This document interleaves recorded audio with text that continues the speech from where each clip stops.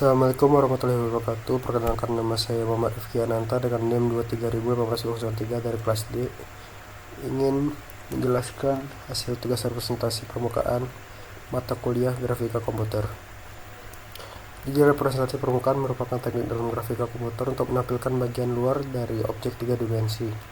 Biasanya objek 3 dimensi digambarkan sebagai kepala permukaan dan terdapat berbagai metode umum yang digunakan, antara lain yaitu polygon mesh, yaitu metode representasi yang paling sering digunakan dengan membentuk permukaan dari poligon seperti segitiga atau persegi. Struktur mesh terdiri dari elemen-elemen sebagai berikut, yaitu vertex, titik dalam ruang 3D, edges, garis yang menghubungkan dua vertex, face, bidang tertutup, umumnya berbentuk segitiga, normal, vektor, tegak lurus terhadap permukaan yang membentuk dalam pencahayaan. Kelebihannya yaitu sederhana, efisien untuk permukaan datar, dan compatible dengan GPU. Untuk kekurangannya itu tidak ideal untuk permukaan melengkung tanpa subdivisi lebih lanjut, dan kurang fleksibel saat dilakukan modifikasi. Triangulasi poligon adalah metode untuk membagi poligon menjadi segitiga. Triangle fan, semua titik dihubungkan ke satu titik pusat, cocok untuk poligon convex. Polygon capping menghubungkan titik untuk membentuk bidang tertutup. Delaunay triangulation menghasilkan segitiga yang seimbang, menghindari bentuk terlalu panjang. Permukaan parametrik seperti surface patch menggunakan fungsi atau spline, misalnya bicubic patch dengan parameter P, U, dan V. Kelebihannya dapat menghasilkan permukaan halus dengan sedikit titik kontrol.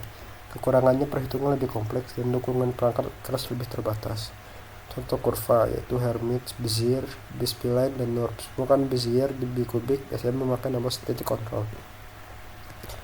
Jenis permukaan lain yaitu permukaan implisit didefinisikan dengan persamaan seperti F, X, Y, Z sama dengan 0, cocok untuk bentuk organik atau cairan. Permukaan kuadrik menggunakan fungsi kuadrat seperti X pangkat 2 tambah Y pangkat 2 tambah Z pangkat 2 sama dengan R pangkat 2.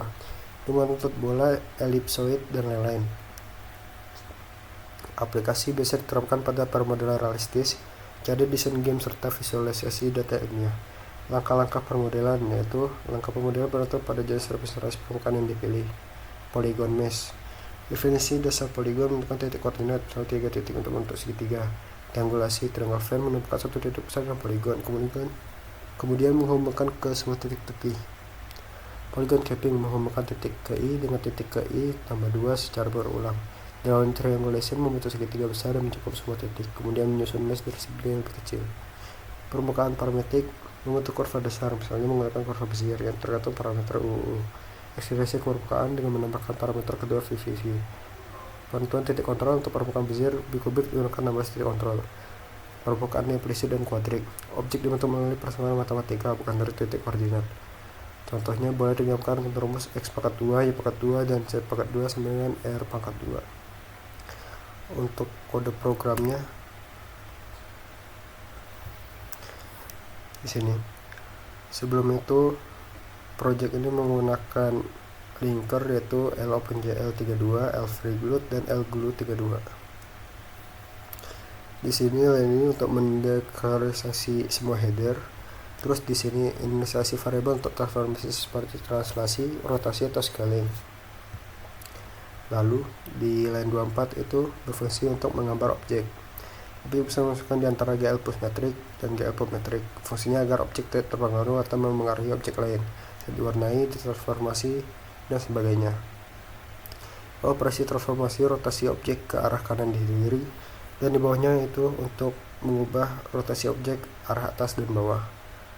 Di line 38 ini untuk mengubah warna objek. Boleh menggambar objek harus diawali dengan GLJ tipe objek dan diakhiri dengan GLN, kecuali menggunakan fungsi yang sudah ada di Glued OpenGL seperti di bawah ini. Di line 42 ini berfungsi untuk membuat objek kubus. Di sini objek yang saya buat adalah objek segitiga GL pop metrik. Terus semua objek yang akan digambar di fungsi display. Ini untuk void displaynya. Pastikan dari share layer dan buffer, posisikan kamera pandang, panggil fungsi untuk menggambar objek, tapi objek layer untuk menggunakan glued sweep buffers karena memakai double buffer. Di line 65 ini berfungsi untuk inisialisasi variabel, pencahayaan, tekstur, dan pengaturan kamera pandang di fungsi init. Line 68 ini untuk inisialisasi warna latar belakang layar, dan 76 untuk inisialisasi kamera pandang. Lalu di line 84 fungsi ini menggunakan bila layar akan di resize. Terus di line 94 ini adalah program utamanya, ini untuk inisialisasi Jira OpenGL, ini untuk set ukuran jendela tampilan, dan ini untuk memanggil fungsi init untuk di inisialisasi awal. Dan di line 109 event handle untuk display, reset, dan keyboard. Ini buat kontrolnya. Jadi kalau di run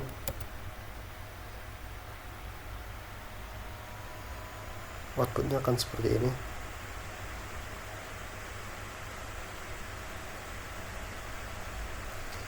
Di analisis refleksi, kode yang dibuat untuk menghasilkan konsep polygon mesh, di mana objek 3D seperti segitiga disusun dari 3 titik dan dirender melalui OpenGL dan GL Triangles. Untuk menangkap tampilan visual yang baik, diperlukan pengaturan seperti proyeksi warna serta ukuran jendela tampilan. Jika ingin membuat objek seperti persegi panjang, maka dibutuhkan 4 titik dengan fungsi KL Quartz. Untuk refleksi, melalui tugas ini saya memahami bahwa representasi permukaan bukan hanya soal visualisasi, tapi juga tentang struktur data dan rumus matematika dan pemrograman. Metode polygon mesh sangat cocok untuk bentuk sederhana, tetapi menjadi kurang efisien saat menangani bentuk kompleks atau melengkung.